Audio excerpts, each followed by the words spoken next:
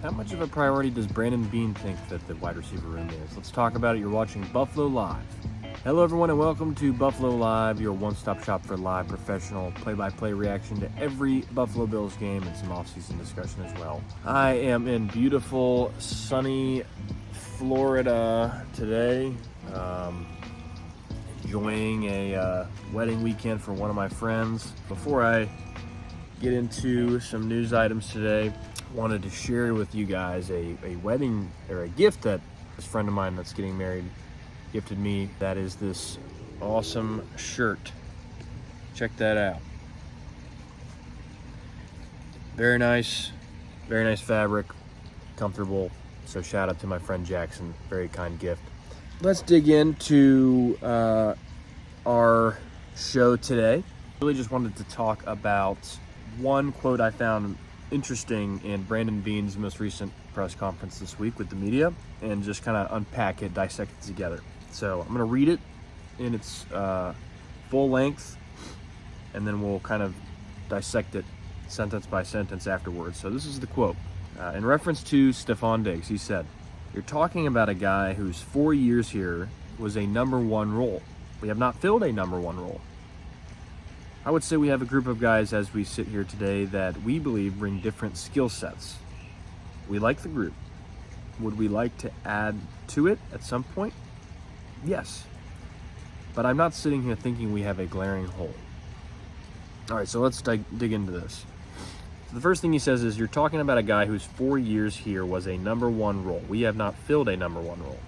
I have some notes here, but something that just quickly came to mind is how in those past, or those last however many games when Joe Brady took over as offensive coordinator, Stefon Diggs was not filling the number one role. In fact, I believe the leading receiver over that span of games was Khalil Shakir. Stefon Diggs was not filling the number one role in those games, and certainly not in the playoffs either.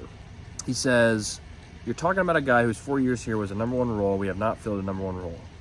He says we are missing a number one role player. That's his exact words. And so when I first read that, I thought, oh, that's good that he acknowledges that.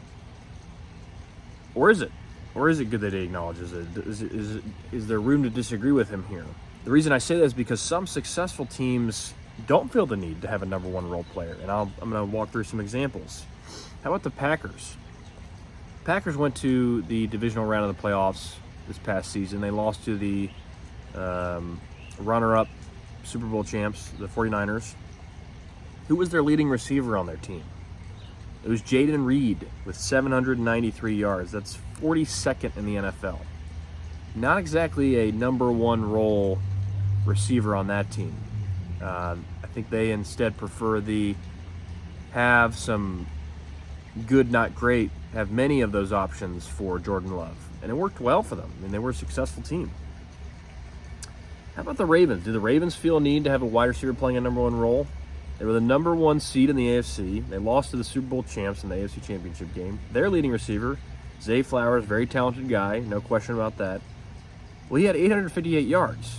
That was good for 39th in the NFL. Does that sound like a number one role player? He's not even within the top 32 of yardage. How about the Kansas City Chiefs? Do they feel the need to have a wide receiver playing a number one role? Their leading receiver, Rashee Rice, had 938 yards. That was 32nd in the NFL. So dead last among top receivers, wide receiver ones. Is having a wide receiver playing a number one role a priority for them? Whether it is or not, they won a Super Bowl doing the way they did things last year. So you might say, what about Travis Kelce? He fills in that number one role player, and Travis Kelce didn't have a great year. He had a great playoffs.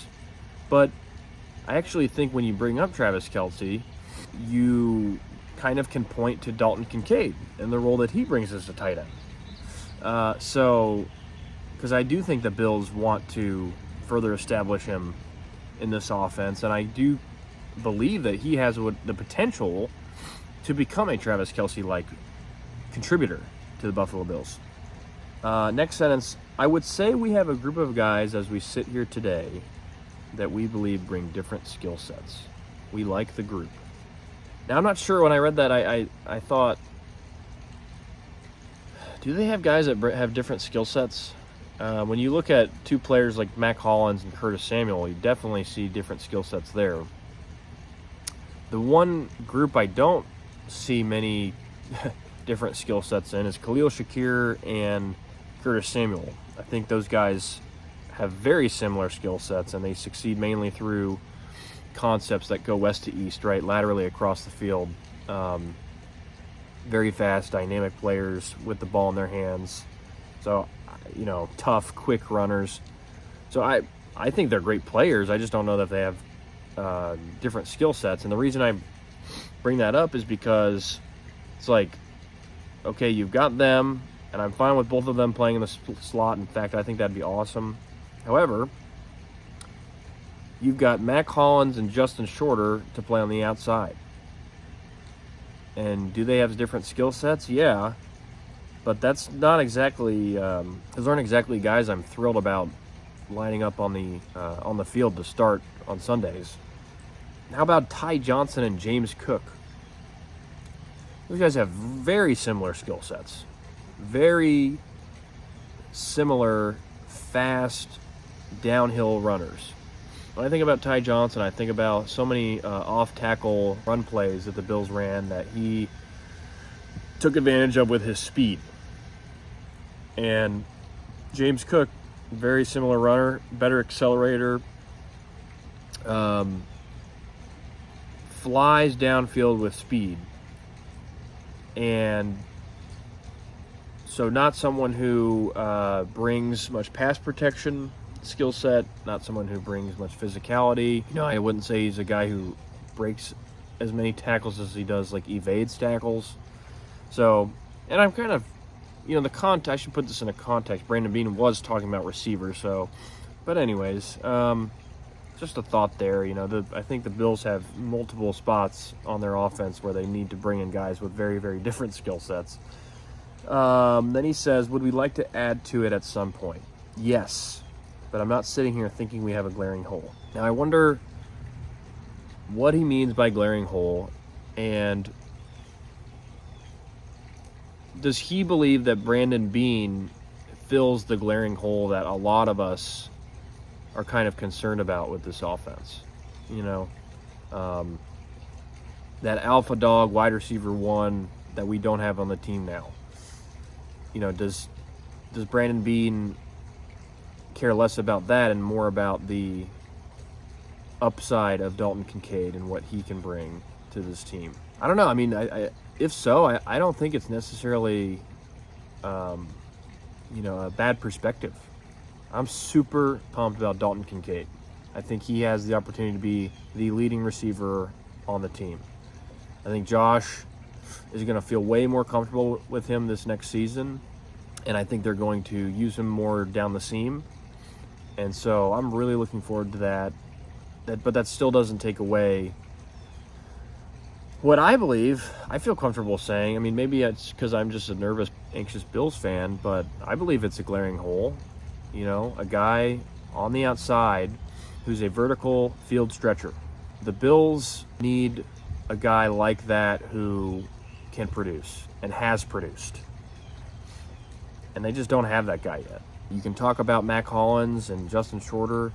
I'm excited to see what Justin Shorter can bring to this team, but I just think you need a guy who's established, who can bring some leadership into that locker room and can set the tone for the X and Z positions, because I don't think Mac Hollins sets a tone. Maybe he sets a tone when he's on the field blocking for a run play. Love that. I'd like to see a guy be able to take over a game, and that's why I'm so excited about this draft coming up in less than a week. Wow. So thank you guys for watching. Please like this video if you enjoyed. Comment what you guys think about Brandon Beane's comments today. I got a flock of birds coming above me here. What do you think about Brandon Beane's comments? Do you think we have a glaring hole? Would you phrase it that way? Let me know how you guys are feeling about this draft. If you plan on watching, how you plan on watching. Is it a big party or just kind of watch it alone. Lastly, consider subscribing. Would really appreciate you guys subscribing. Thank you so much for watching again. I'm your host, Kyle. You're watching Buffalo Live. Go Bills, and God bless.